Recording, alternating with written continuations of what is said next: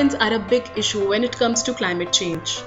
Every centimeter change in sea level matters to the inhabitants of such islands struggling with their very existence.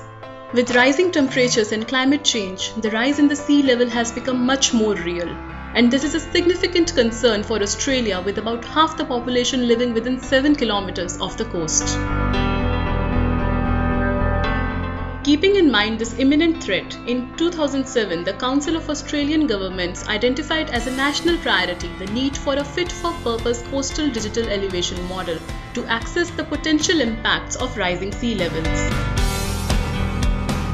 The Cooperative Research Centre for Spatial Information (CRCSI) led the development of the National Elevation Data Framework through a partnership with the Australia and New Zealand Land Information Council, the Commonwealth Department of Environment, and Geoscience Australia. And the man who worked on this award-winning Pacific Island project explains how it helps people affected by climate change in one of the most vulnerable parts of the world. So the Pacific Islands, through their national action plans, requested detailed 3D models of their islands so that they could zoom down to the village and island scale to work out which villages and islands were more susceptible to sea level rise. So the current models they have, they could assess that perhaps on a country scale, but not on a village or island. Plus, a lot of these countries across the Pacific are located over a lot of ocean space. They know what's happening in the main island, but often don't know what's happening in some of these outlying islands.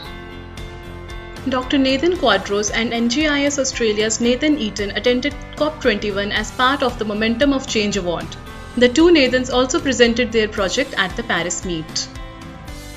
And here we've got photos of this island. You've got the lagoon area in Tonga. You've got these houses located in quite swampy lands in Tonga. A lot of the information you would have seen in this conference has been around climate change mitigation into the future, but we really want to focus on climate change adaptation for what's currently happening.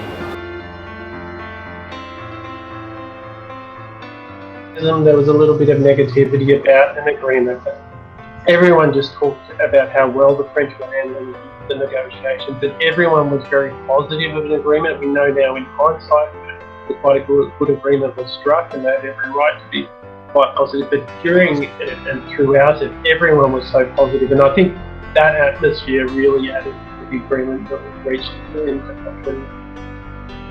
To develop the digital elevation model, the CRCSI worked with partnering agencies to access LiDAR data from 6 government agencies, with Geoscience Australia taking the lead to process and provide whole-of-government access to high-resolution evaluation data for the priority coastal areas of Australia. This work closed the gap between existing land and sea datasets. So the project was started by the Department of the Environment, which is an Australian government department. And they initially conducted a scoping exercise with a company called GHD. So they went in country, first of all, to work out what the requirements were and what skills and resources were in country. Then we worked with another Australian government department called Geoscience Australia, who contracted AAM to apply all the LiDAR surveys as part of the project.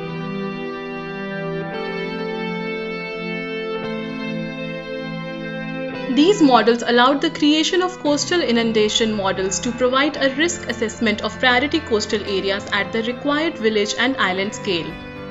The risk assessment identified more than 10,000 buildings as at high risk of coastal inundation within 80 years. So then they can look at the visualisations and maps of what sea level rise will look like at their various islands in 2030, 2050, 2090. 2100, and then make decisions accordingly. So what sort of assets should exist in each one of those layers, where evacuation sites might be as well, and they can also see hospitals and other critical infrastructure where they might exist, what sort of flood levels and what sort of risk might exist to that infrastructure as well. After the project was completed in 2014, 195 people from 95 organizations from government and local agencies in the Pacific Islands received training on the coastal inundation models and analysis of the risk maps. The work in the Pacific Islands has received significant media attention and won several awards. In Australia, the project has won a number of state and national spatial industry awards, and in October 2015, it won the United Nations Lighthouse Activities Momentum of Change Award for mapping exposure to sea level rise.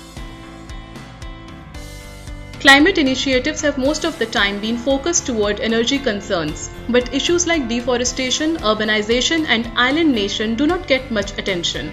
Yeah, the islanders really feel threatened. I went to a few sessions at COP21 in Paris in December, and a lot of leaders from these small island nations were still there. They commented that leaders from various other countries had come and gone at the conference.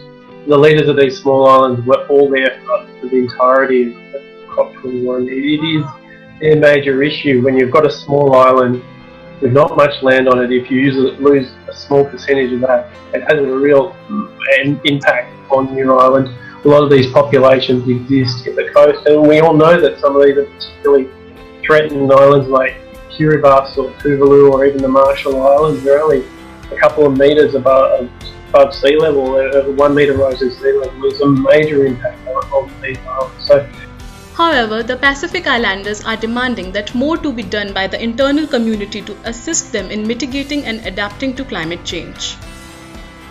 The Universal Agreement also aims to keep a global temperature rise this century well below 2 degrees Celsius. With 2015 verified as the hottest year on record, taking action now is as important as any other government decision to be made this century.